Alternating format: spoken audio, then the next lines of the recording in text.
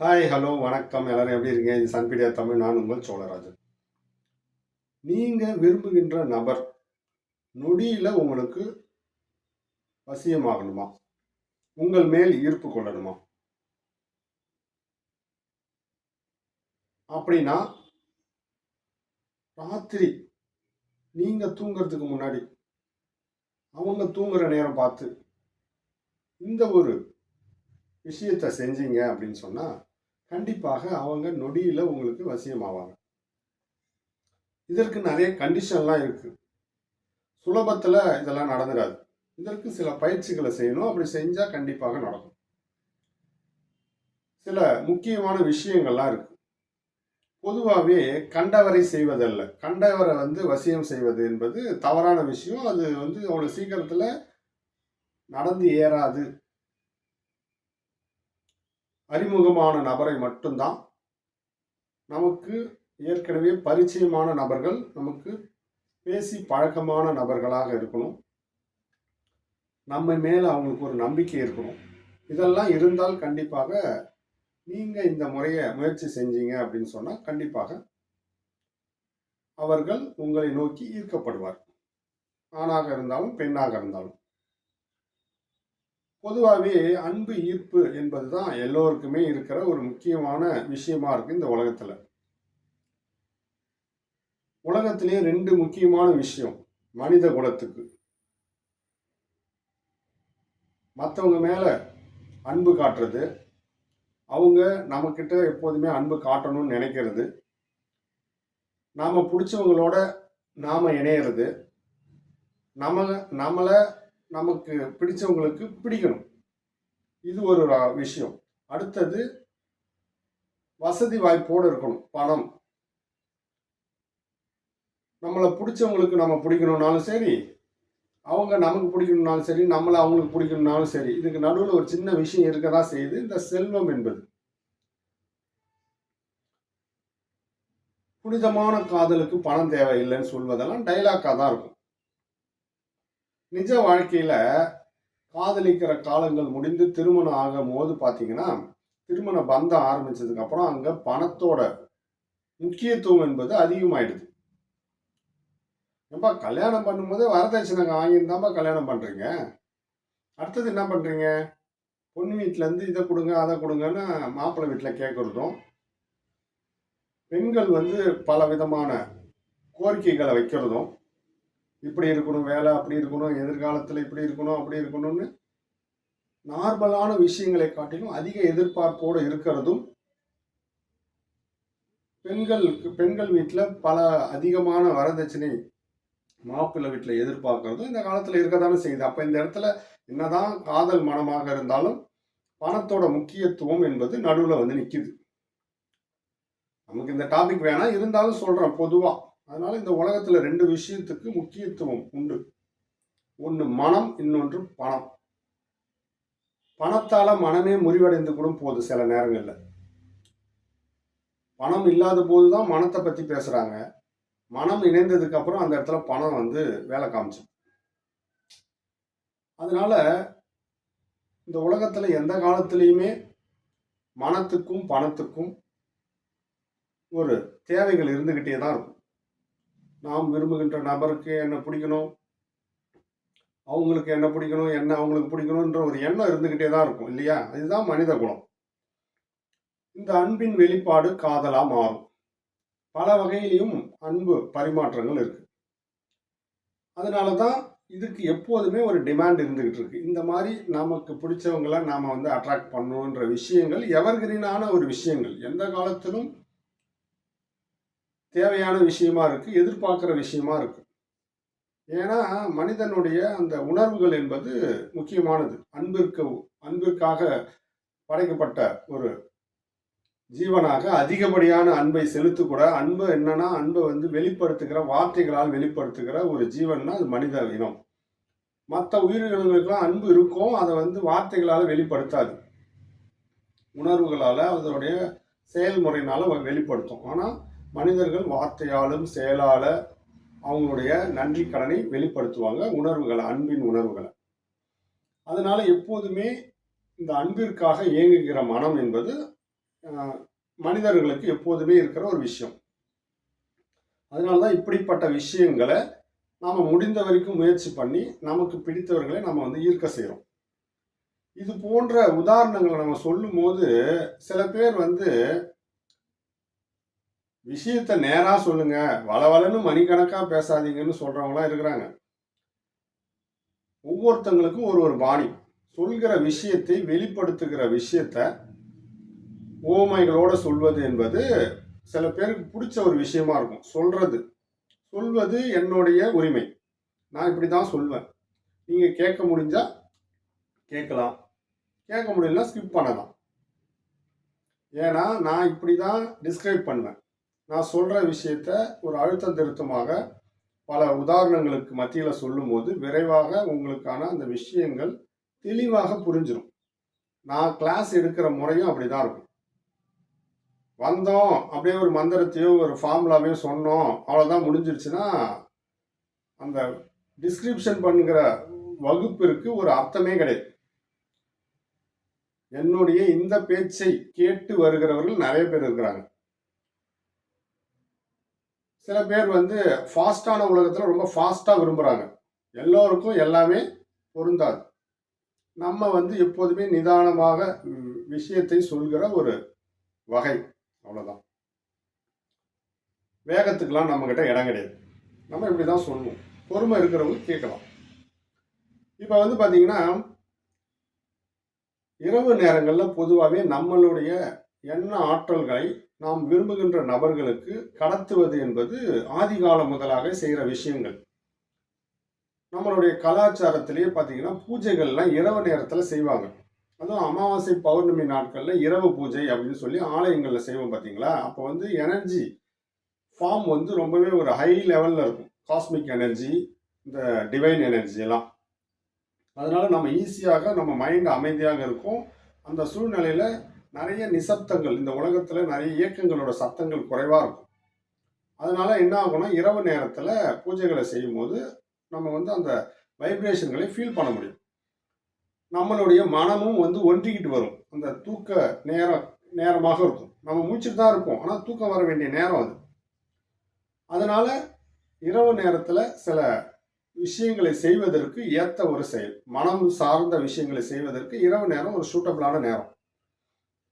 எந்த நாட்களாக இருந்தாலும் அதில் சில உக்கிரமான நாட்கள், ரொம்பவே அதிக வைப்ரேஷன் உள்ள நாட்கள், சிவராத்திரி, அமாவாசை, பௌர்ணமி, இதெல்லாம் வந்து கொஞ்சம் வைப்ரேஷன் அதிகமாக இருக்கிற தினங்கள். அந்த இரவுகள்லாம் அப்படி ஒரு வைப்ரேஷன் இருக்கும். அதனால தான் சில விஷயங்களை அட்ராக்ஷன், லா ஆஃப் அட்ராக்ஷனில் வசிய முறைகள்லாம் இரவு நேரத்தில் செய்வது ரொம்பவே அதீதமான பலனை தரக்கூடியது. நம்ம வந்து மற்றவர்களுடைய மனது கூட பேசணும் அப்படின்னு சொன்னால் அவங்க மனம் அமைதியாக இருக்கணும், ஆல்ஃபா ஸ்டேஜில் இருக்கணும்.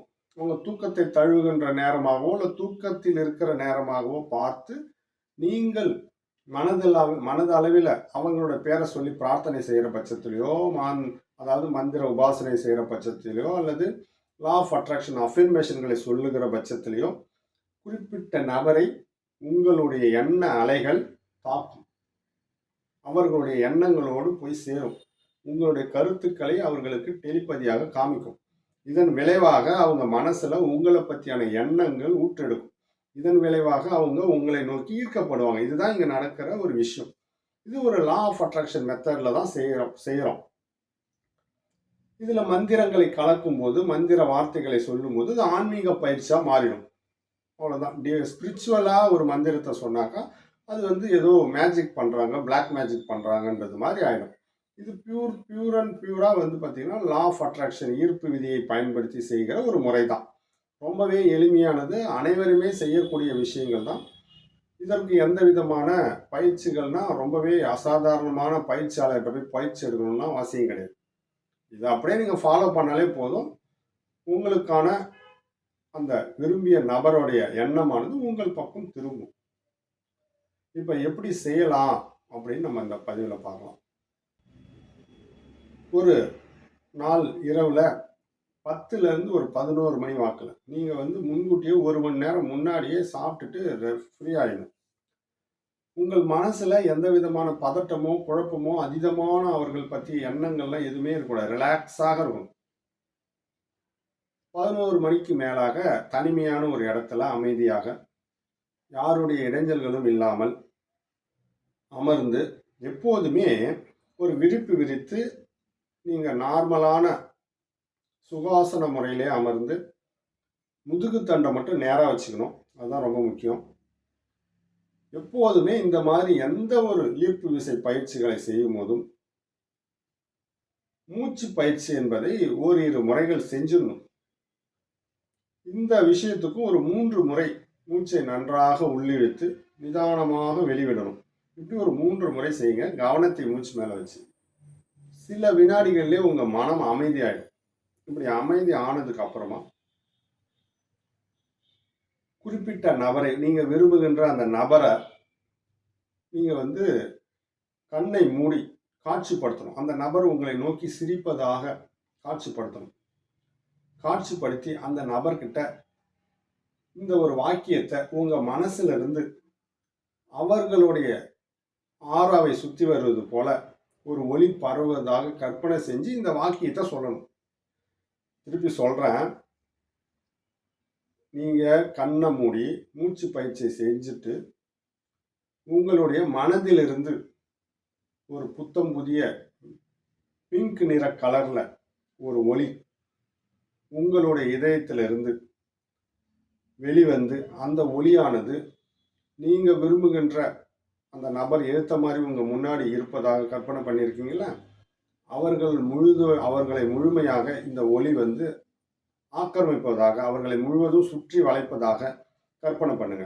இந்த ஒளியானது உங்களுடைய மனசுல இருந்து அன்பு, பாசம், நேசம் இது எல்லாத்தையும் கொண்டு வருவதாக நினைச்சுக்கணும். இப்ப இந்த ஒளி பரவும் போதே நீங்க இந்த மந்திரத்தை, பிரபஞ்ச மந்திரத்தை, வசிய மந்திரத்தை, 3 வாக்கியங்களாக இருக்கிற இந்த மந்திரத்தை இப்படி அவர்களை நினைத்து உங்களுடைய இதயத்திலிருந்து ஒரு பிங்க் ஒளி அவர்களை பரவுவதாக கற்பனை செஞ்சுக்கிட்டு சொல்ல போகிற இந்த ஒரு 3 வாக்கியத்தை வசிய மந்திரமாக நீங்கள் ஒரு 3 முறை மனதார உணர்ந்து சொல்லணும். அவங்களுடைய பேரை சேர்த்து சொல்லணும். இப்படி சொல்கிற பட்சத்தில் உங்களிடம் இருந்து அன்போட அந்த விஷயங்கள் அவர்கள் மனதிற்கு கடத்தப்படும். அப்படி செய்வதனால அவர்களுடைய தூக்கத்தின் போது இதை செய்யும் போது அவர்களுடைய கனவாக உங்களுடைய வாக்கியங்கள், உங்களுடைய நினைவுகள் அவருடைய புத்தியிலே உரைக்கும். அப்படி அது ஏறும்போது அவர்கள் சிந்தனையில் நீங்கள் வந்துடுவீங்க. அப்போ என்ன பண்ணுவாங்க, ஆட்டோமேட்டிக்காகவே உங்களை நோக்கி ஈர்க்கப்படுவாங்க. அவங்க ஒரு சடனாக ஏதோ ஸ்ட்ரைக் ஆன மாதிரி உங்களுடைய சிந்தனை அவங்களுக்கு உங்கள் மேலே ஒரு அட்ராக்ஷன் சடனாக தோன்றும். இது எல்லாமே யாருக்கு செய்யணும்? நன்றாக அறிமுகமானவர்கள், உங்களால் எந்த பாதிப்பும் வராதுன்னு நினைக்கிறவங்களுக்கு, அறிமுகம் இல்லாத நபர்களுக்கு செய்யக்கூடாது. நல்லா புரிஞ்சுக்கோங்க. உண்மையிலே அவர்கள் உங்களுடைய வாழ்க்கையில் தேவை இருக்கும் பட்சத்தில் அவர்கள் உங்கள் வாழ்க்கைக்கு வேண்டும், நீங்கள் இணைய வேண்டும்னு நினைத்தால் மட்டும்தான் இதை செய்யணும். மற்றபடி தேவையில்லாத நபர்களுக்கு இதை செய்யக்கூடாதுன்னு திரும்பவும் ஒரு தடவை சொல்லிடுறேன். அதனால் இதை கருத்தில் வச்சுக்கிட்டு இந்த மாதிரியான ப்ராக்டிஸ் பண்ணுங்கள். இப்போ என்ன மந்திரம் சொல்லணும்னு சொல்கிறேன். அவங்களுடைய பேரை சொல்லுங்க. பேரை சொல்லி, உன் மனம் என் ஆழமான அன்பை உணர்கிறது, உன் இதயம் என்னை நோக்கி திறக்கிறது, உன் நினைவெல்லாம் நானே நிறைந்திருக்கிறேன். அவங்க பேரை சொல்லுங்க. உன் மனம் என் ஆழமான அன்பை உணர்கிறது, உன் இதயம் என்னை நோக்கி திறக்கிறது, உன் நினைவெல்லாம் நானே நிறைந்திருக்கிறேன். அவங்க பேரை சொல்லுங்க. உன் மனம் என் ஆழமான அன்பை உணர்கிறது, உன் இதயம் என்னை நோக்கி திறக்கிறது, உன் நினைவெல்லாம் நானே நிறைந்திருக்கிறேன். அவ்வளோதாங்க. இந்த 3 வரியை 3 முறை மட்டும் சொல்லுங்க. உணர்வு பூர்வமாக சொல்லுங்க. இதுதான் ரொம்ப முக்கியம். சொல்லி முடிச்சுட்டு நீங்கள் உடனே தூங்க போயிடணும். ஏன்னா 10 to 11 தானே, நீங்கள் தூங்குறதுக்கு முன்னாடி தானே இதை செய்யணும். அதனால் நீங்கள் தூங்கணும். தூங்கும் போது நன்றி, பிரபஞ்சத்துக்கு ஒரு நன்றியை சொல்லிட்டு தூங்கணும். அதுதான் ரொம்ப முக்கியம். அதற்கு ஒரு வாக்கியம், அதை சொல்லுங்க. பிரபஞ்சமே என் அன்பை உண்மையாக்கி இணைக்கிறதுக்கு நன்றி. பிரபஞ்சமே என் அன்பை உண்மையாக்கி இணைக்கிறதுக்கு நன்றி. பிரபஞ்சமே என் அன்பை உண்மையாக்கி இணைக்கிறதுக்கு நன்றி. இதை சொல்லிட்டு நீங்க தூங்க போயிடலாம். தூங்க போயிட்டு மீண்டும் இதை பற்றியான சிந்தனைகளை வச்சிருக்கக்கூடாது. அதோடு அதை விட்டுட்டு உங்களுடைய வேலையை பார்க்கணும். முதல்ல முக்கியம் இந்த பிரபஞ்சத்தை நம்புவது, காரியத்தை செய்வது. காரியத்தை செஞ்ச உடனே நம்பணும், இது நடக்கும், பிரபஞ்சம் நடக்கும்னு நம்பி அடுத்த வேலைக்கு போயிடணும். சும்மா சும்மா அதை பற்றி ஆராய்ச்சி, நடக்குமா நடக்காதா அப்படின்னு ஆராய்ச்சி செய்யக்கூடாது. ஞாபகம் வச்சுக்கோங்க. நம்பிக்கை என்பது இங்கே ரொம்ப முக்கியமானது. நம்பி அடுத்த வேலைக்கு போயிடணும். இந்த விஷயத்தையே ஆராய்ச்சி பண்ணக்கூடாது. ஞாபகம் வச்சுன்னு செய்யுங்க. அவ்வளோதாங்க. இதை மட்டும் தினமும் ஒரே நேரத்தில் செய்யணும். எத்தனை நாளைக்கெல்லாம் கேட்கக்கூடாது. நீங்கள் விரும்புகின்ற நபர் உங்களுக்கு வசியம் ஆகிற வரைக்கும் செய்யணும். அவ்வளோதான். உங்களுடைய அந்த ஆற்றலை பொறுத்து ஒரு நாள்லேயே ஆகலாம், ஒரு வாரத்திலே ஆகலாம், ஒரு மாதத்திலே ஆகலாம், இல்லை ஒரு வருஷத்துலேயே ஆகலாம். இது உங்களுடைய உணர்வின் ஆற்றலை பொறுத்து அவர்களுடைய எண்ணம் உங்கள் பக்கம் டியூன் ஆகிறதுக்கு கால அவகாசம் எடுத்துக்கும். ஞாபகம் வச்சுக்கணும். குறிப்பிட்ட நாளில் ஆவாங்கன்னு சொல்ல முடியாது. நீங்கள் எந்த அளவுக்கு ஆழமாக பயிற்சியை செய்கிறீங்களோ நினைக்கிறீங்களோ அந்த அளவுக்கு விரைவாக அவர்களிடமிருந்து உங்களுக்கான பதில், சாதகமான பதில் வந்து சேரும். தினமும் ஒரே நேரத்தில் செய்யுங்க. மாற்றி நேரம் செய்யக்கூடாது. நைட்டு 10 மணிக்காக இருந்தால் 10 மணிக்கு, 11 மணிக்காக இருந்தால் 11 மணிக்கு, ஒரே நேரத்தில் தினமும் செய்யுங்க. இதற்கான இடைவெளி எதுவுமே கிடையாது. உங்களுடைய அன்பர் உங்களை நோக்கி ஈர்க்கப்படும் வரை நீங்கள் செஞ்சு தான் ஆகணும். அதான் சொல்லிட்டேனே, உங்களுடைய உணர்வின் வெளிப்பாட்டை பொறுத்து ஒரு நாள், ஒரு வாரம், ஒரு மாதம், ஒரு ஆண்டு காலம், இதில் எதுவோ அது உங்களுக்கு. உங்களுடைய இந்த பயிற்சியின் வேகத்தையும் ஆழ்ந்த சிந்தனையும் பொறுத்து தான் வெளிப்படும். கண்டிப்பாக தேவை இருக்கிறவர்கள் முயற்சி பண்ணி பாருங்க. அனாவசியமாக பிறருக்காக முயற்சி பண்ணாதீங்க. நம்மளுடைய லா ஆஃப் அட்ராக்ஷன் கிளாஸில் ஜாயின் பண்ண விரும்புகிறவங்க வாட்ஸ்அப்பில் மட்டும் தொடர்பு கொள்ளுங்க. அனாவசியமான கேள்விகளை தயவு செஞ்சு கேட்காதீங்க. லா ஆஃப் அட்ராக்ஷன் சம்பந்தமாக பயிற்சி வகுப்புக்கு வருவதற்கு மட்டும் கேளுங்க. கண்டிப்பாக அது கட்டணம் உண்டு. அதனால் விருப்பம் இருக்கிறவர்கள் கேட்டு விவரம் தெரிந்து அதில் பங்கு பெற்று பயனடையுங்கள். சும்மா டவுட் கேட்குறேன்னு கேட்காதீங்க. நமக்கு பல வேலைகள் இருக்குது. அதனால் சும்மாத்திக்கும் நம்ம உங்களுக்கு பதில் சொல்ல முடியாது. எதுவாக இருந்தாலும் கமெண்டில் சொல்லுங்கள். உங்களுக்கு கமெண்ட்லேயே பதில் சொல்லப்படும். கண்டிப்பாக இந்த பதிவு உங்களுக்கு பிடிச்சிருக்கும். பிடிச்சிருந்தால் மற்றவர்களுக்கும் இது ஷேர் பண்ணுங்கள், லைக் பண்ணுங்கள். மீண்டும் ஒரு நல்ல பதிவில் உங்களை சந்திக்கிறேன். நன்றி, வணக்கம்.